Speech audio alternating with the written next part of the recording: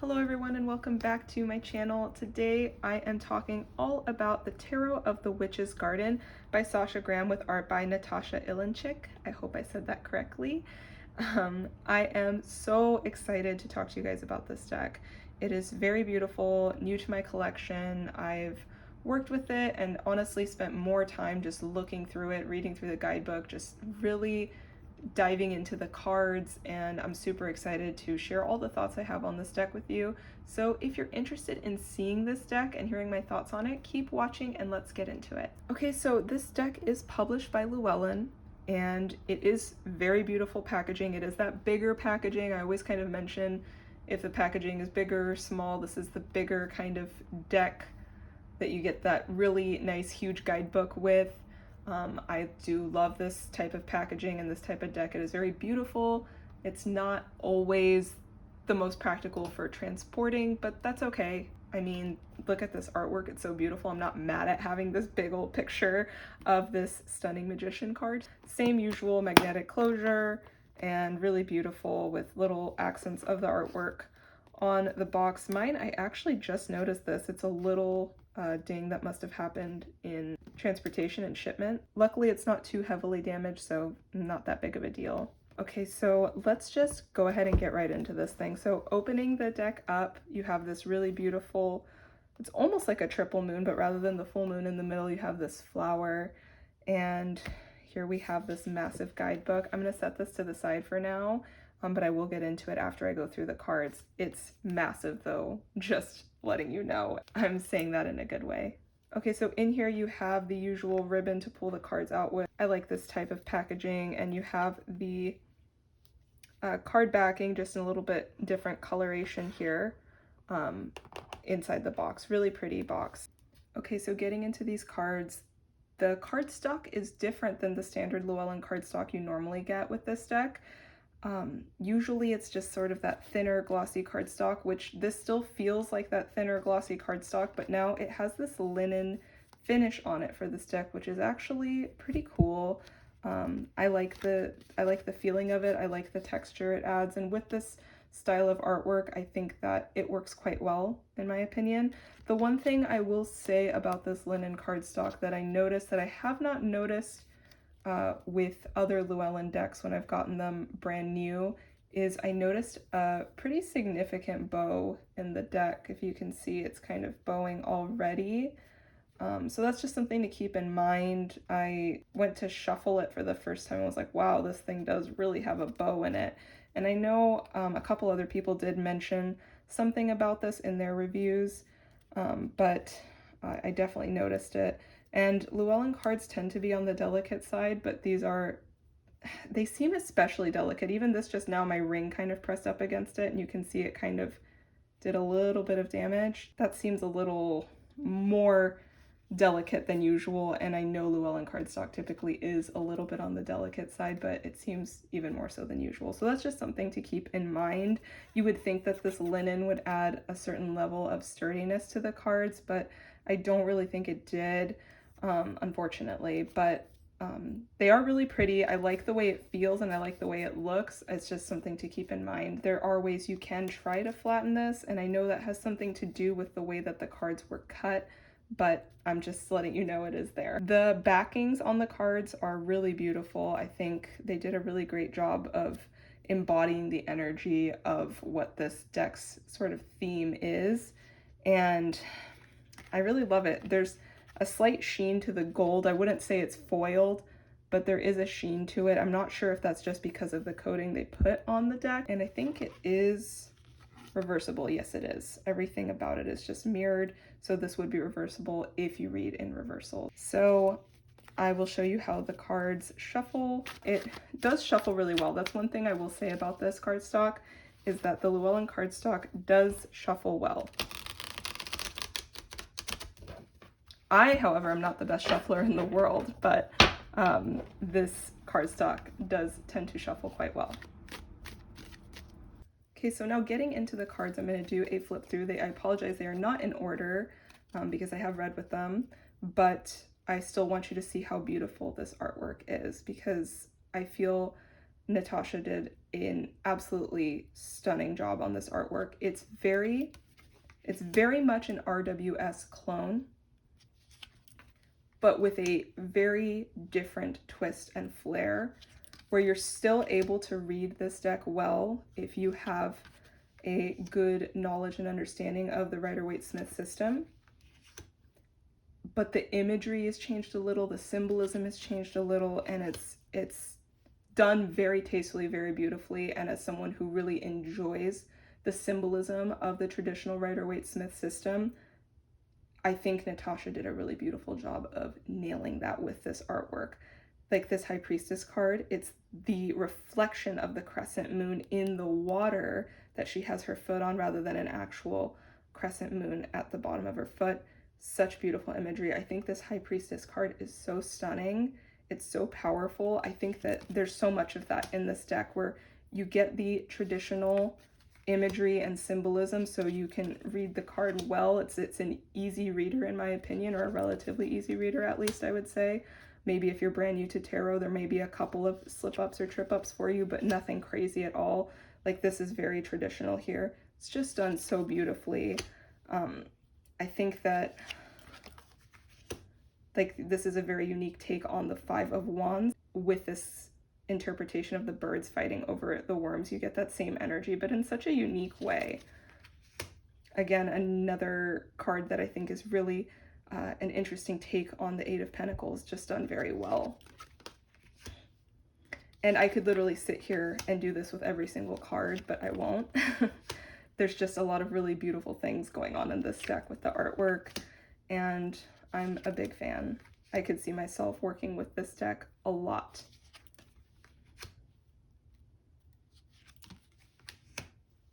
I think this is such a cool way to do the Hierophant of, like, this elder inviting these children into the garden. It's like, okay, you're going to gain the wisdom now. The door is unlocking for you, and it's time for you to, you know, enter this next stage, this initiation or this learning that brings you into this next level of life, into this garden. It's just incredible.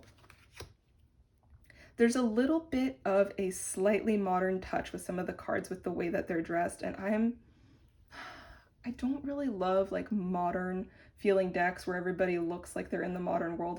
I don't know, I just don't like when I see people in jeans in a tarot deck. It just doesn't feel right for me. But this doesn't bother me because she's got certain elements like these very Victorian looking boots and her gloves. She honestly, more than anything, feels like she's from another world rather than from the modern world. She just feels very mystical.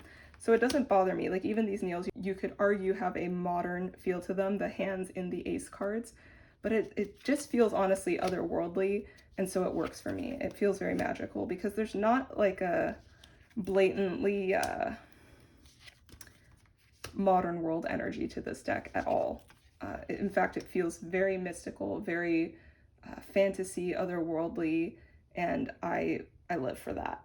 Just like this Nine of Cups is very unique, and I love this interpretation. It's so beautiful. She's like this sea water nymph, and this card sort of reminds me, it's not the same at all, but if you have the Green Witch Tarot, the Nine of Cups in that deck has a woman seated with a crystal ball in front of her, and that's what I'm getting with this orb that she's holding here. It's a similar energy, and I actually even think the cups might be behind that woman. I'm trying to go from photographic memory here. I think the cups are behind her on a mantle above a fireplace, and it's kind of interesting because they're above this archway behind her. So interesting how there's that similarity there, but I just thought I'd share that. I think it's kind of an interesting take. I think this is such a beautiful interpretation of this card overall, though. And I'm so glad they used this as the main card on the box. It's probably my favorite interpretation of the Magician I've ever seen. It's so beautiful, even the way the infinity symbol is coming out of these vines, the fact that she has the necklace with the glyph of Mercury on it, and just, it's such a stunning depiction of the Magician. It's just, there's a lot of that in this deck for me where I'm like, wow, probably one of my favorite depictions I've ever seen.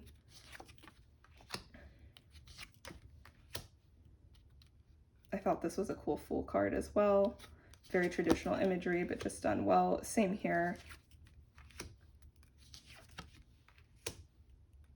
This, instead of the swords being in the back, she's facing up, and it's almost like she's either pulling the sword out or digging it further in. Can't really tell, but you know, it gives you a different layer to how you're going to interpret the card in a reading. This is a really cool depiction here as well. Also another one, I mean, I could say that probably for almost any card in this deck, that I love the interpretation and where there is a slight variance and how it's being depicted, how much I enjoy that. It's just really beautiful. I love this moon card. It's very powerful feeling. I just love it. Cute tower card. Not that the tower is typically something you refer to as cute, but I just like that the little, I think these are honey badgers, are and a little fairy, they're like going to break the fall of the children falling out of this treehouse. I think that adds an element of softness to the blow of the tower card that sometimes it can feel like. The queens in this deck are insane. This is just, I tend to always love the Queen of Pentacles, but in this deck it's especially breathtaking. These depictions for the Wands cards are just so, the Two of Wands and the Three of Wands as well, when you see it, it's just beautiful. Again, stunning queen card. This is pretty intense feeling for the Five of Swords, but I like it. And it's truly just such a beautiful deck. The Three of Cups I always notice in a deck. It's one of my favorites for some reason. I just love the fun energy of this card. And it's so beautiful here. I love the little frogs here. Such sweet elements that just, this deck, it has a lot of just almost like, it's a fun reader in this way. Not that all the cards are very like light necessarily, but it's exciting to see how some of these interpretations have been shifted. Here's another card where she is dressed a little more on the slightly modern side. Again, this deck feels otherworldly enough where it's not pulling me out of the kind of artwork or the type of space I like to be in when I'm reading, if that makes any sense at all. Beautiful Temperance card. The King of Wands is probably my favorite king in this deck. I just love the interpretation. Again, more otherworldly, fantasy, magical energy, which I love. This is beautiful. Really great Six of Swords. This is probably my favorite interpretation of the Four of Pentacles I've ever seen. He's like made of stone. It's so cool. I really, really love this. Also another fantastic interpretation here with the Death card. I love the little girl handing Death the pumpkin. It adds a whole other way you can look at this card that I really like. This is the Three of Wands I was talking about earlier. Just another one of probably the most beautiful cards in the deck. It's up there for me. The second I saw this card, I was like obsessed, mesmerized, honestly. Queen of Cups is another one that's really beautiful, and Two of Pentacles, super cute. Just obsessed. Obsessed. So yeah, I mean, this artwork, I'm someone who really likes to connect with artwork, and honestly really needs to connect with the artwork in a deck to feel a pull to work with it often, and this deck is totally that. I mean, I just love it. So let's talk about the guidebook for a minute. So with Llewellyn guidebooks, you typically are getting a bigger book, but this is next level. This is like a huge guidebook. So let's see how many pages this has. I never check that, but because it's so massive, let's see. 297. So almost a 300-page guidebook, which is nuts. And honestly, I've been reading through this quite a bit. I'm obsessed with this guidebook too. Honestly, the guidebook in this deck could be sold separately because it's so good. There's such great information in here, and it's full color. It has almost this glossy finish to the paper. It's probably the nicest Llewellyn guidebook I've ever seen in terms of quality as well. These just stunning full color images. The way it's all laid out, it's really has this beautiful aesthetic going on, tending the soil.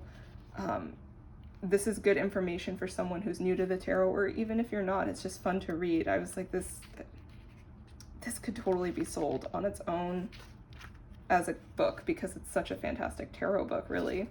So you have this section, Planting the Seeds. Here it talks about the major arcana and the witch's earthly journey, so it's tying that to the major arcana. It talks about colors, meditative journeys, and then cultivating depth and meaning.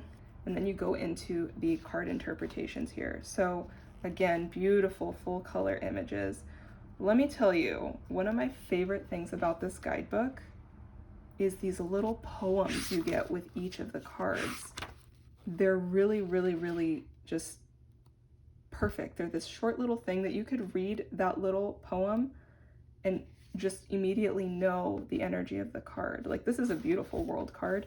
And here it tells you a keyword for the card and then the astrological association. So for the world card, we have Saturn and the keyword integration.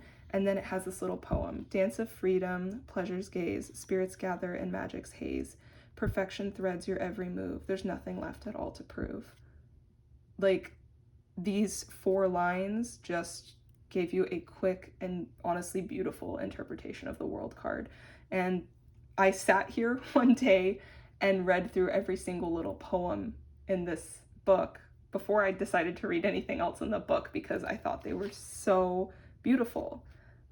So I really, really love this. And the descriptions, the card interpretations are very well written as well. So Sasha Graham did a really incredible job on this guidebook, I think. And then you have as well, I should probably mention, you have the little, so you have the keyword or archetype or whatever it may be they have here, the astrological association, you have the little poem, you have the card interpretation, and then you have the upright meaning, reverse meaning, and then if you read in reversals, it has this little added thing here called to write the reversal ask, and then it has a little question for you to ask yourself, a little prompt. So I thought that was really cool and kind of clever as well. So fantastic guidebook. I really, really love it.